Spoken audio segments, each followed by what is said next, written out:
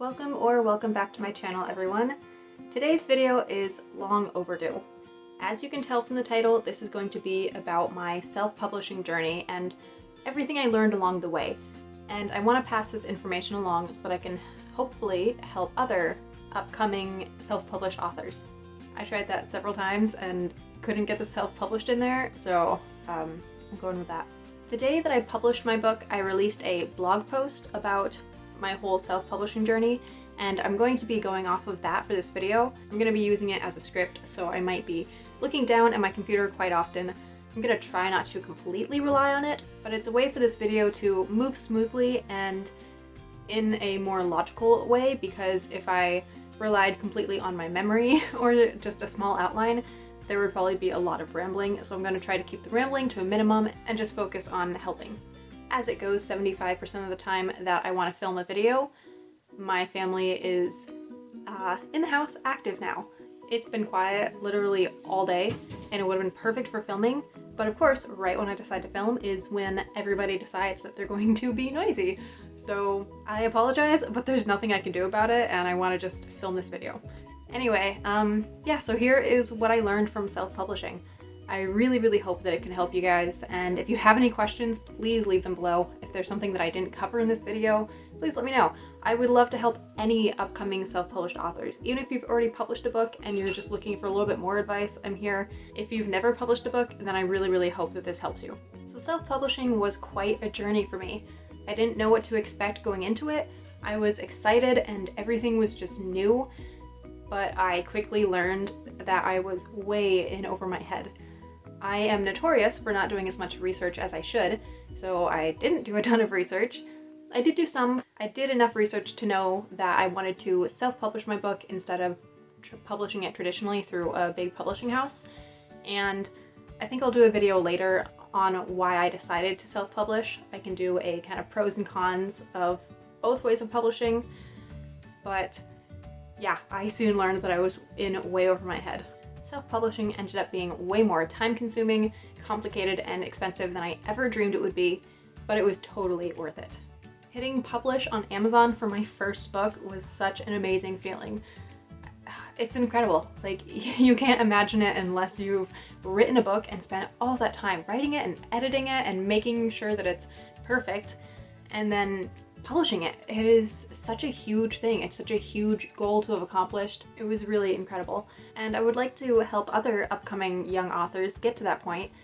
And I would like to give you some tips so that you don't go into it completely blind as I did. So yeah, getting into the whole journey now. My journey as an indie author really began in high school. Though I've loved writing ever since second grade, it was my high school teacher who convinced me that I could pursue writing as a career. He encouraged me to enter competitions and to work on my writing and to connect with other writers and just continue improving. And that's what set me on the path of writing Here's to the Underdogs and deciding to publish it. I don't really know how long it took me to write the first draft. I didn't mark down when I started it, but it took a very long time. The very first draft of the book was way different than what it ended up being. It was about a different character and just a completely different book. But after role-playing with Ben with some friends and getting to know him better and just developing the characters, a story was born. I completed the first draft of Here's to the Underdogs in January of 2019. It was like January 2nd or 3rd. I wanted to finish it by January 1st, but that just didn't end up happening, and that's okay. I was very close to my goal. I never would have finished it if it weren't for my incredible alpha. All of my alphas really, but there was one alpha in particular. She's a good friend of mine, and she just pushed me to write this book, and there were so many times I wanted to give up, and she just pushed me to do it. So I owe a lot of thanks to her. But yeah, it was incredible to have finished my first full-length novel. It wasn't as long as I wanted it to be, and it was far from perfect, but it was finished. And I moved into the second draft, and the third draft, and the fourth and fifth, and so many drafts. That's the first thing to know if you're going to write a book, is that you're going to have to do many drafts of it. The first draft is never going to be perfect. And it shouldn't be either. You shouldn't spend so much time on the first draft trying to rework every little thing before it's done, because If you're anything like me, you will never finish the book then, and it's probably going to be so much more stressful and annoying than just writing things down, getting your thoughts out, getting the story done, and then going back and editing it. But make sure you do lots of edits. So like I said, I finished the book in January, and then I spent all summer doing edits and rewrites, and by October, I was ready to find an editor. I had considered not finding an editor and just doing all of the edits myself, relying on my own skills, such as they are, and the skills of my friends, but I decided I needed an editor too, and I'm really, really glad that I hired an editor. I don't know if I'm going to for my next book or not.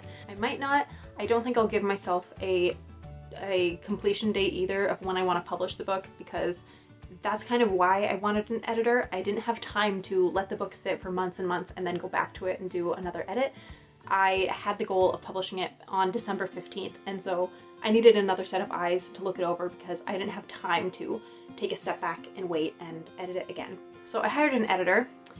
I suggest that before you go and do tons of rewrites of your book, so maybe do a second draft or something, but before you do tons and tons of edits, figure out what kind of editors you want, if you want any professional editors, because there are a couple different kinds.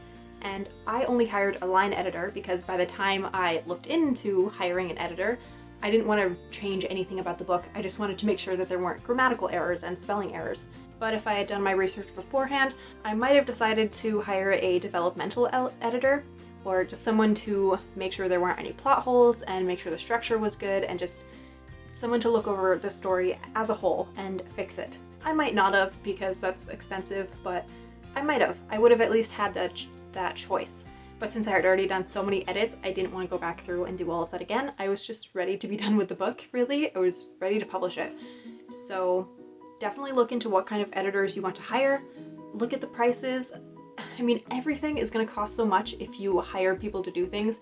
You can, of course, do everything yourself. I'll talk about that a little bit later on, I think, but I was not going to rely on my own skill. I wanted to get professional eyes on this, so anyway, I hired an editor in October to look at the book. I was blessed to find the editor through a friend, so it didn't cost me quite as much as it would have to have just hired a complete stranger. I had some sort of connection with her, and so she did give me a little bit of a discount, which was nice, but it was still expensive. You're gonna find that out when you publish a book. Everything is so much more expensive than you think. So just be aware, be ready for that. While my editor was going over the edits and going through the book, I started looking for a cover designer. I wasn't going to do my own cover. I am not skilled enough for that. Hopefully I will be soon. I'm going to college for graphic design in the fall if everything works out. And for the next book that I publish, I would love to be able to do the cover myself. But for this one, I just did not have those skills. And I didn't even really know what I wanted the cover to look like. I had been thinking about it a lot. I had sketched up some things. I actually came up for the design while I was at work one day. It was an extremely slow day. I was on register, but hardly any customers, and I was just sketching up things. And I came up with the design, and I sketched it on a piece of cardboard and brought it home to my dad. And he ended up doing a better sketch because he's a much better artist than I am. And then once I found a cover designer, I sent her that, and she colored it in digitally and gave it an awesome background, and she is responsible for the cover. She was really, really great to work with. So yeah, find a great cover designer because covers are so, so important. You know the saying, don't judge a book by its cover. Well, the saying is completely a lie. I mean, maybe you shouldn't judge a book by its cover, but everyone does, trust me. Even me. I buy books all the time just because they're pretty, or I'll dismiss a book because I don't like the cover, or I'll like a cover and pick it up and see if I'm interested in the book. But the fact is, we all judge books by their covers, and a good cover is important. If you don't have a good cover, you're not going to catch people's eye, most likely. If you have a cover that looks good and is interesting, then people are more likely to then read the title and the back of the book and find out about the book. But if you have a cover that doesn't look good and isn't appealing, most people are just going to set the book down. So a good cover is important, and if you don't have the skills yourself to make that cover, then hire a cover designer. It's very important to have a good cover. If you can do it yourself, then awesome. That is so great. Do it, save some money, design your own cover and make sure it's exactly how you want it. But if you don't have the skills, definitely hire a cover designer. So while I was working with my cover designer, I realized that I was going to need a formatter because I didn't have the skills to format the book myself, and I didn't really have the time or the energy to do that either. So I started looking for a formatter, and I rushed to do this because I thought there was no way that I was going to be able to find a formatter quickly, and then I would just have the book sitting for a long time without a formatter, and it would just slow things down. So I rushed to find a formatter, and I ended up finding one a lot quicker than I thought. I looked on Fiverr and I found a couple options, and then I picked one, and then I had to tell my formatter that I wasn't ready yet because the edits weren't done. So try to plan things out a little bit better. If you don't have a deadline, that'll make things easier. You don't have to rush, but since I'd given myself a deadline, I was rushing. But anyway, I found a formatter, and so that was another step down. So the edits were done by the end of October, but it was about a week before that I realized I was going to need a couple extra pages, like a copyright page and a dedication page, and just certain pages that you don't really think about when you're writing the book, but they are kind of necessary. Now, a copyright page isn't completely necessary. You don't have to have a copyright page if you want, but I recommend it. It's a precaution that nobody's going to steal your work. I'll look into it, do a little bit of research, but it's really simple. Okay, so I haven't done the best job of following my outline, which is what happens, but I'm just gonna stop here and go over the milestones that I had already passed. So I'd finished all of the drafts. I had found an editor and finished the final edit. I had the cover designed, though I wasn't done with that yet. And I had made a copyright page, wrote an author bio, and completed every other extraneous page. So a couple things down. That was awesome. I was meeting milestones and moving forward, which was great. It was either the end of October or early November when I had author photos taken. This was a gift from my sister for my birthday. She has a friend who's a photographer, and this was her gift to me, was to get author photos done for my book, which was awesome because that's something I hadn't even thought about. I wasn't going to put my picture on my book because I didn't have any really decent ones, and I didn't really want to pay for author photos, but it was a lot of fun to do this. I also knew the friend, which was great because it didn't make anything awkward. She was a lot of fun to work with, and it was nice to have good photos. So now I have nice author photos that I can use for a lot of things. I ended up using them on some posters that I put up once I launched my book. So it's been really helpful. If you have the opportunity to do author photos, it's really fun, and you probably won't regret it. They can be helpful for a lot of things, but you don't have to put your picture on the back of your book or on the inside cover. It's not necessary, it's just kind of a fun thing to do. I did a cover reveal on my Instagram and Twitter on November 15th. Now, this was long before I knew anything about marketing, which I really, really wish I had known more about marketing before I got into this. I would have tried to build up a lot more hype for my book. It would have been nice to have had a better following before I published. I don't know how many followers, but I'm gonna say like 50, probably, if that. And I really didn't build up any hype before doing the cover reveal. I was just like, hey, this is the cover reveal, I'm publishing in a month, and that was about all I did. So I definitely recommend doing your research, look at what other self-published authors have done. Go on Instagram and find out what other upcoming authors are doing, because it's really helpful to build up hype and to have a good platform. And I didn't think any of that was important. I figured once I published the book, it would kind of market itself and I could work on marketing then, and I didn't really worry about it. But it would have been really, really nice to have had a better following and to have done a lot more marketing and to have built a lot more hype for the book. So definitely do your research and definitely try to build up some more hype. Don't just do a cover reveal and then leave it. For a couple weeks before the cover reveal, make posts about it, get people excited. Maybe release the title one week and then a little bit of the cover the next week, and then, eventually the whole cover, and get people excited, get people to share, get your friends and your family involved. Definitely build up a lot more hype than I did. Marketing is so, so important, especially for a self-published author, because nobody else is going to do the marketing for you. It's all up to you. So do your research about marketing before you take this path. That's a little bit of advice that I have. All right, back to the journey. My formatter finished the edits for the print book and the ebook around Thanksgiving. So I was kind of cutting it close. The release date was about 3 weeks away probably, but the edits were done, and now my cover designer could finalize the cover for the print versions. Because before she could finalize it, I needed to give her the dimensions, and I couldn't do that until everything was formatted. So now it was all formatted. I could put that into Amazon and find out the dimensions, and I sent that to my cover editor. It's really simple, actually. So even though a lot of things ended up being harder and more expensive than I thought they were going to be, there were some things that were also simpler than I thought, which was really nice, especially when the deadline was creeping up on me. So Anyway, the cover could finally be finished and I could put everything into Amazon, which was awesome. But of course I came to another roadblock.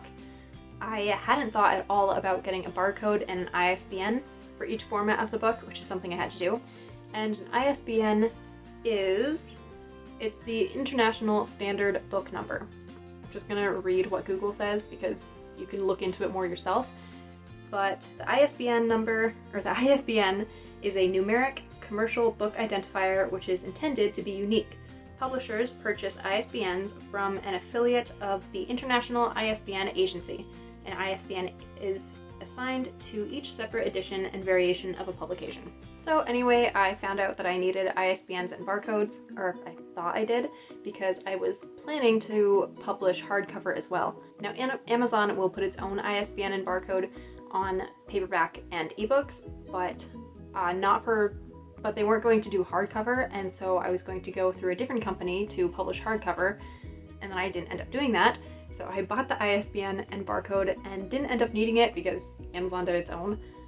So I, again, should have done more research on that, but that is why I'm making this video, so that I can pass this information on to you. So before you go buying these things, the ISBN and the barcode, find out first if who you're publishing through is going to provide their own. And if you don't need these things, then don't spend the money on them, because I didn't need them.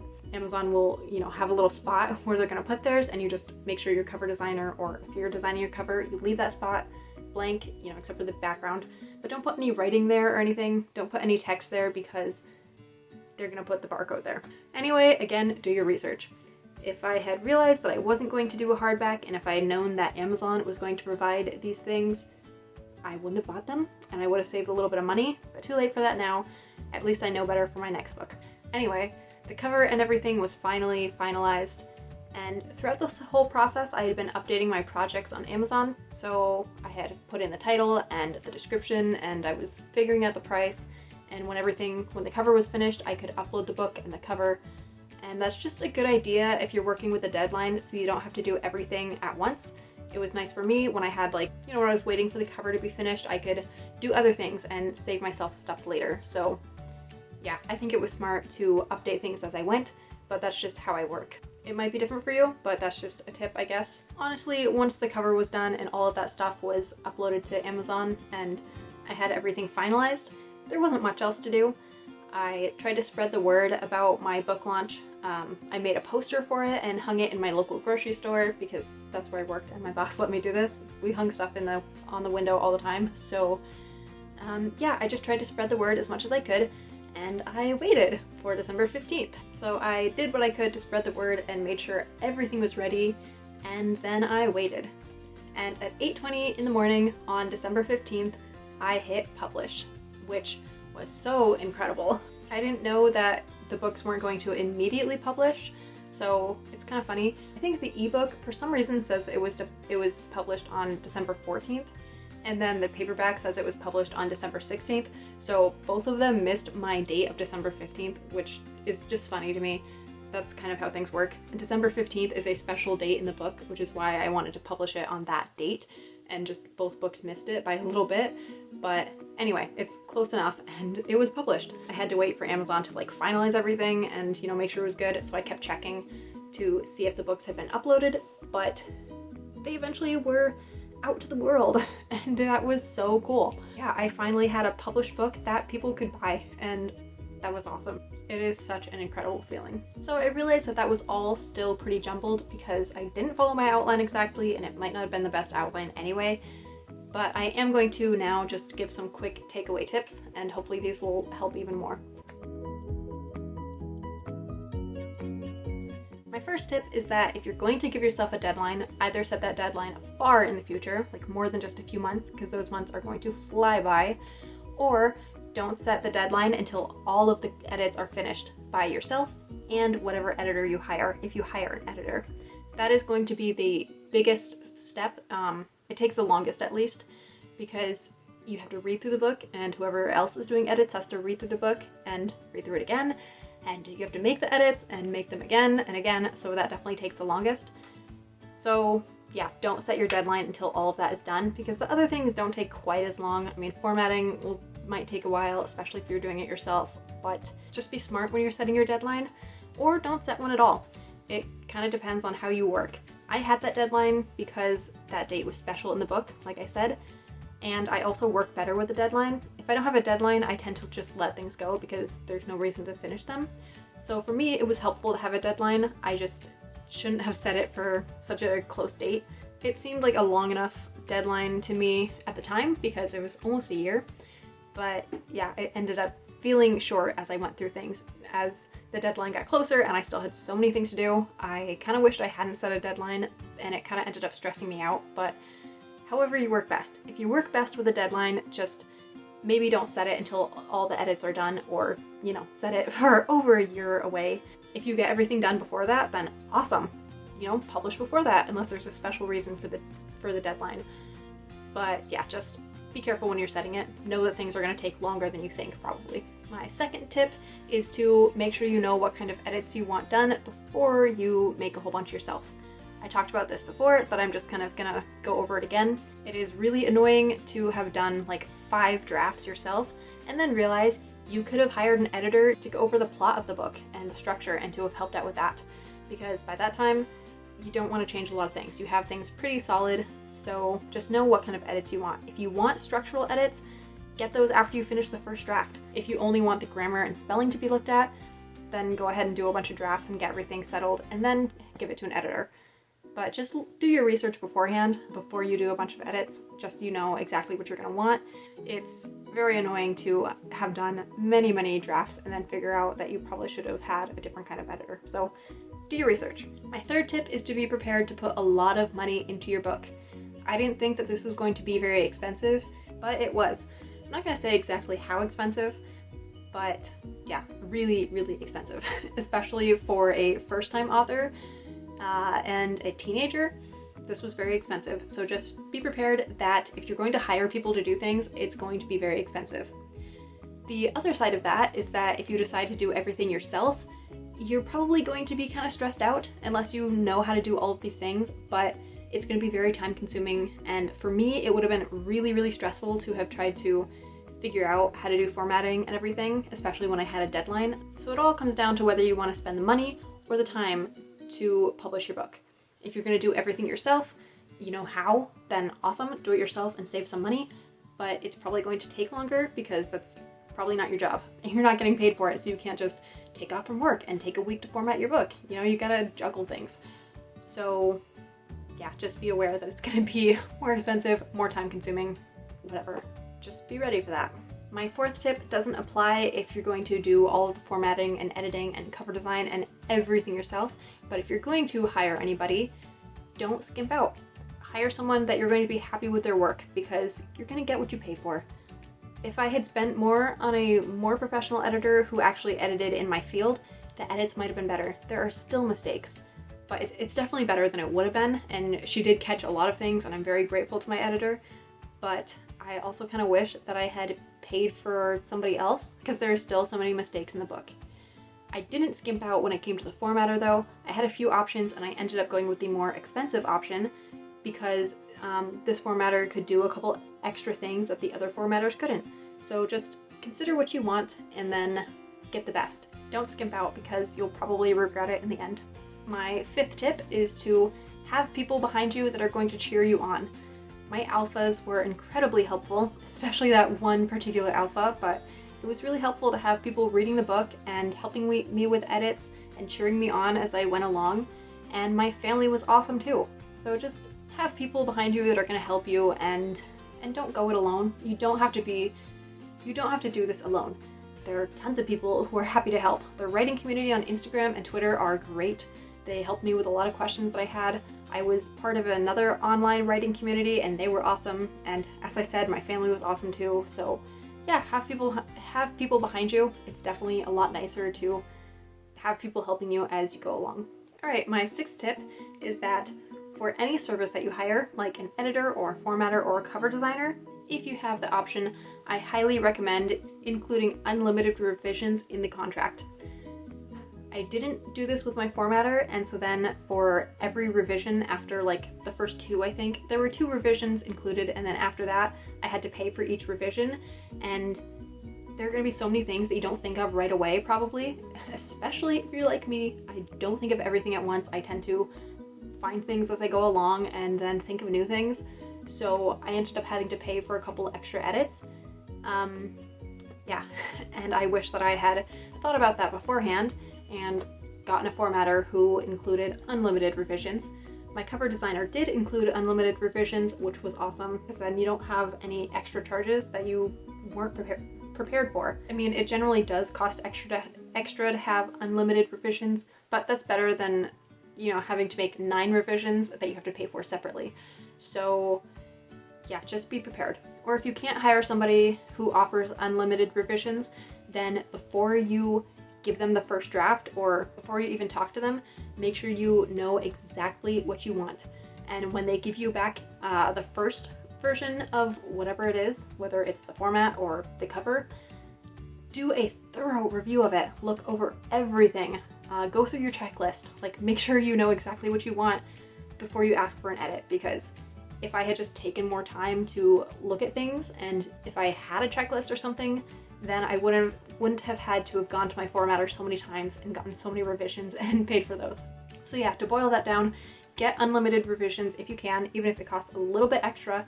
And if you can't get unlimited revisions, then be very, very careful. Tell them exactly what you want and make sure that all of that is done in the first edit. This final tip applies to all areas of life. When setbacks arise, don't immediately freak out. Step back, breathe, pray about it, and then approach the problem with a fresh mind. This is something that I've been trying to do and I've gotten a lot better at, but I'm still not perfect at it. Sometimes maybe I'm already stressed out or tired or something, and I'll have some obstacle and I will just break down and think that, you know, that's the end. There's nothing I can do. But if I had taken a step back to breathe and approach the obstacle from a different angle or with a clear mind, then I would have saved myself a lot of stress. There were many times on this journey that I felt like I was way in over my head, but I persevered.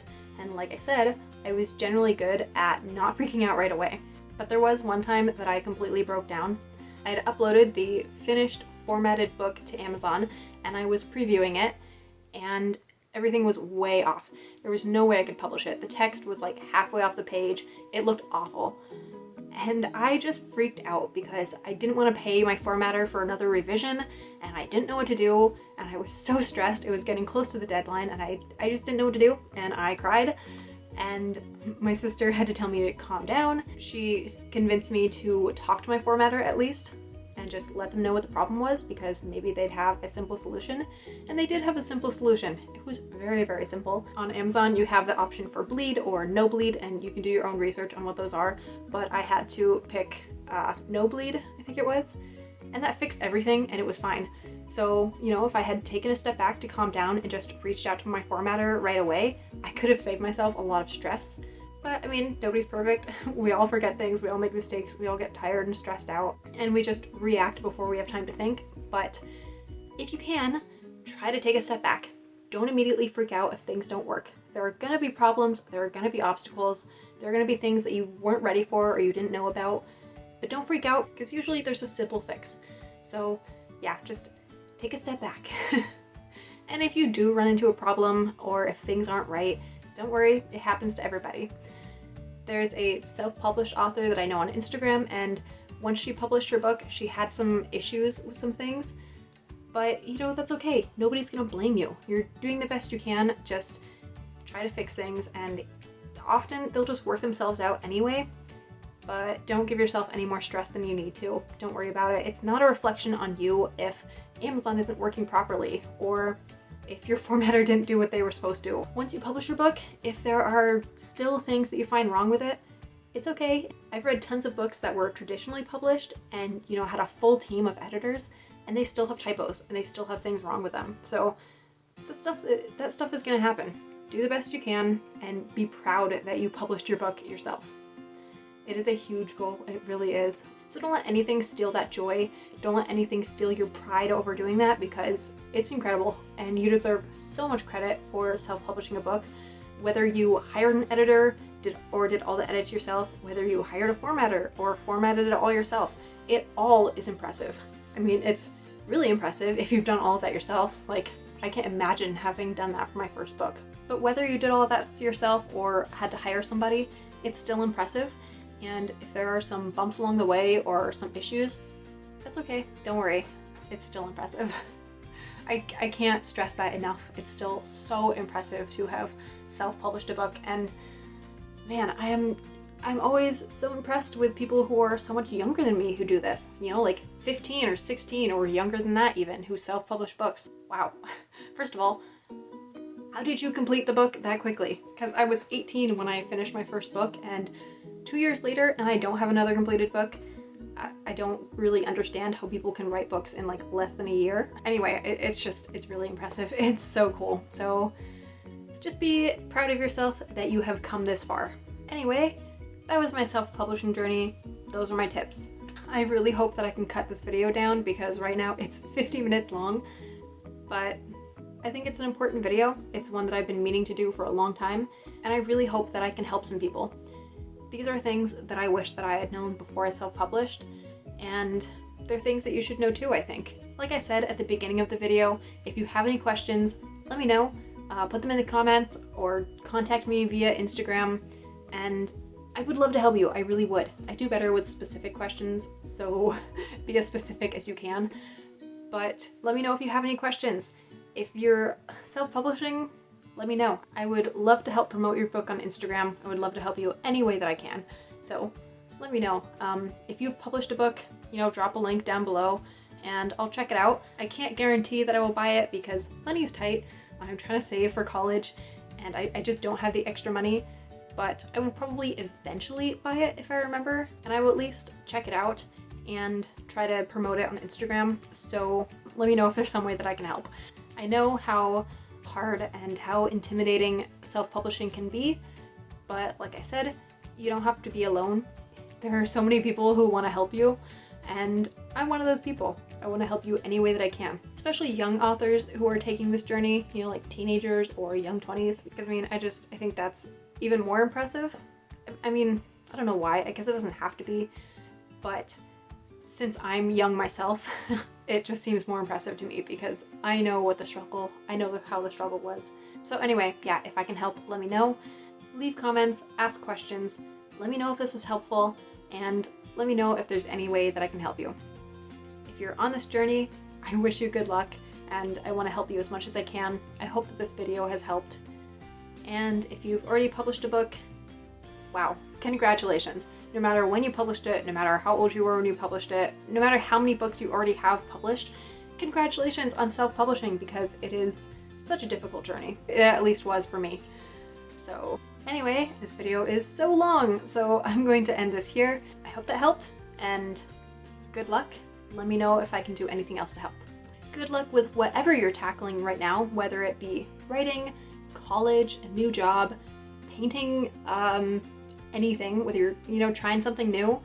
Good luck on whatever you're working on. I know that you can make it through if you just persevere. And it always helps to have somebody by your side along the way.